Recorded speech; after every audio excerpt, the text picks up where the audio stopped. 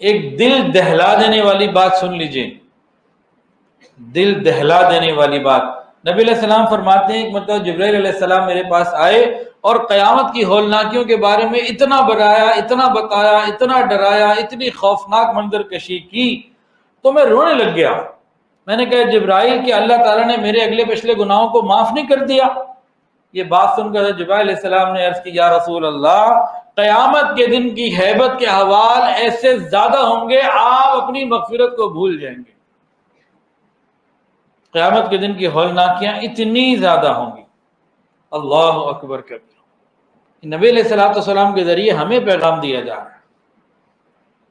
ایک کتاب ہے طہارت القلوب، اس کے اندر ایک بات لکھی ہوئی ہے کہ جب ابلیس کو اللہ تعالیٰ نے دھتکار دیا تو حضرت جبرائیل علیہ السلام اور میکائیل علیہ السلام دونوں لرزنے لگے، دونوں رونے لگے۔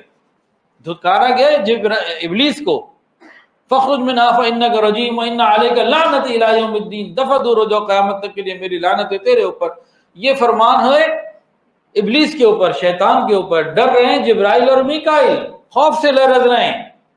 اللہ تعالیٰ نے ان سے پوچھا دونوں سے کیا ہوا، ما لکما تبکیان، تم کیوں لرز رہے ہو، تم کیوں رو رہے ہو؟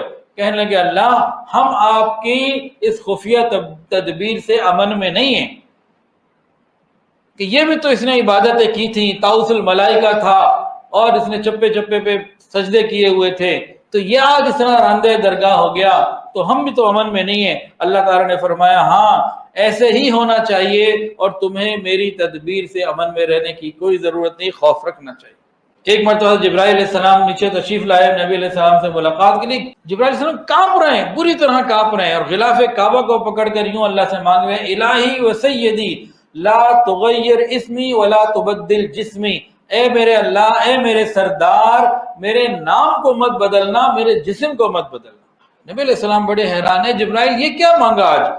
جبرائیل علیہ السلام کہنے لگے یا رسول اللہ، جب سے اللہ تعالیٰ نے شیطان کو دھتکارا ہے، اس کا نام بھی تو عزازیل تھا نا، ابلیس بن گیا، جنت میں رہنے والا تھا، جہنم کا حقدار بنا دیا اس کے جسم کو، تو میں بھی اللہ تعالیٰ سے اسی خوف کی وجہ سے اس کو دیکھ کر عبرت پکڑ رہا ہوں اور اللہ سے یوں مانگ رہا ہوں اللہ میری حفاظت فرمائے۔ یہ غم اگر ہمیں لگ جائے تو ہمارا بیڑا پار، اور یہ غم کب لگے گا؟ جب قیامت کے دن اللہ تعالیٰ کے سامنے پیشی کا خیال ہوگا۔ سیدہ مطہرہ محبوبہ حبیب خدا حضرت عائشہ صدیقہ رضی اللہ تعالیٰ عنہ قرآن پڑھ رہی ہیں، اس آیت پہ پہنچی وَبَدَا لَهُم مِّنَ اللَّهِ مَا لَمْ يَكُونُوا يَحْتَسِبُونَ، اور قیامت کے دن ان لوگوں کو ایسا معاملہ پیش آئے گا جس کا ایک گمان بھی نہیں کرتے ہوں گے۔ یہ آیت پڑھتی جا رہی ہیں اور روتی جا رہی ہیں، ساری رات روتی رہی۔ حضرت عمر فاروق رضی اللہ تعالیٰ عنہ، ان کے پاس کوئی نعمت آتی، کوئی دودھ میں شہد ڈال کے دیتا، کوئی بڑی اچھی چیز آ جاتی تو یہ آیت پڑھتے اذهبتم طیباتکم فی حیاتکم الدنیا واستمتعتم بها، کہ دنیا میں تمہیں نیکیوں کا بدلہ، تمہارے عمل کا بدلہ مل گیا۔ روتے تھے کہ ایسا نہ ہو جائے کہ میں یہاں نعمتیں استعمال کر رہا ہوں اور قیامت کے دن مجھے یہ کہہ دیا جائے کہ تمہیں تو نعمتیں دنیا میں مل گئی تھی، ابھی کیا لینے آئے۔ قیامت کے دن اسکیننگ ہوگی ون بائی ون، اور وہ دلوں کی اسکیننگ ہوگی۔ جیسے ایئرپورٹ سے گزرتے ہیں نا تو واک تھرو گیٹ لگا ہوتا ہے، ون بائی ون گزارتے ہیں، تو اسی طرح ایک ایک کر کے گزارا جائے گا۔ ایئرپورٹ سے جب واک تھرو گیٹ سے گزرتے ہیں، اگر کوئی اندر ایسی چیز ہو جو منع ہے، کوئی میٹل یا کوئی ایسی خطرناک چیز، تو ایک دم بیپ آتی ہے، وہ آ جاتے ہیں، الرٹ ہو جاتے ہیں کہ کیا ہے نکالو۔ تو اگر ہمارے دلوں کے اندر بغض ہے، لوگوں سے نفرتیں ہیں، اور اگر یہاں بہت سارا گند بھرا ہوا ہے، تو جب دلوں کا اسکین ہو رہا ہوگا اللہ تعالیٰ کی اسکیننگ مشین میں، اس وقت کیا حال ہوگا؟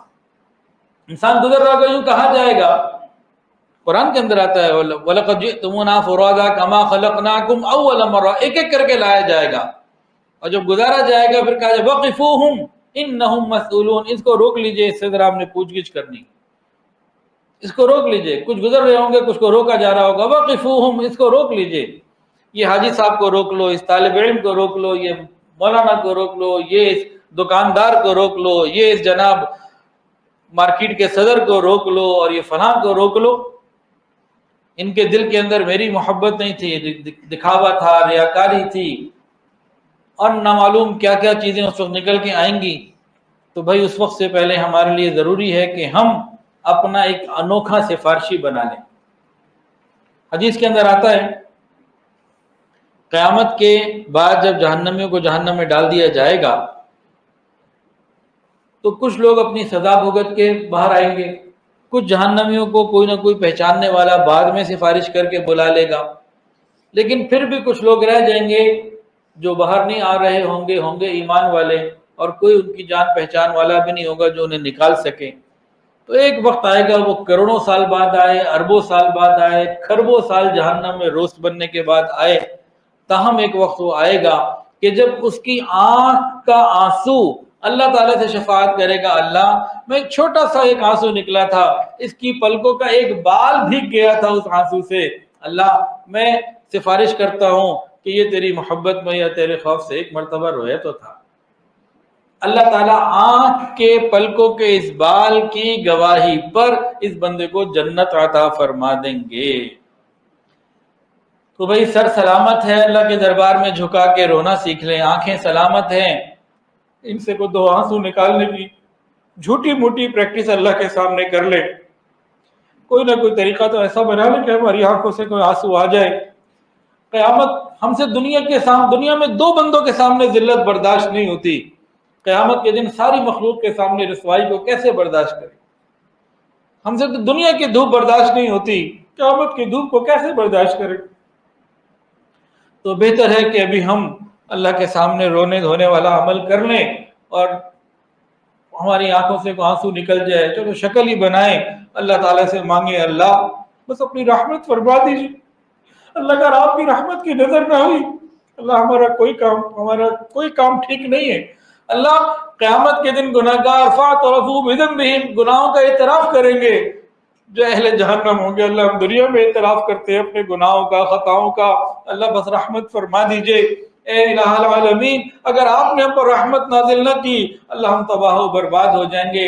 ہم دنیا میں اس زمانے میں اس وقت میں جی رہے ہیں جب لوگوں نے ہمیں دور کر دیا اور اللہ آپ کی نسبت کو دین کو پیچھے کر دیا گیا، اللہ ہم آپ کے دین کو سینے سے لگائے ہوئے ہیں، اللہ جیسے کیسے بھی ہیں تو تیرے نام تو تیرا لیتے ہیں، اگر آپ نے بھی قیامت کے دن دھتکار دیا اللہ ہمارا کیا بنے گا؟ پھر تو لوگ کہیں گے کہ تمہیں تمہارا خدا کس کام آیا۔ اللہ ہمیں دنیا کی اور آخرت کی رسوائیوں سے بچا لیجئے۔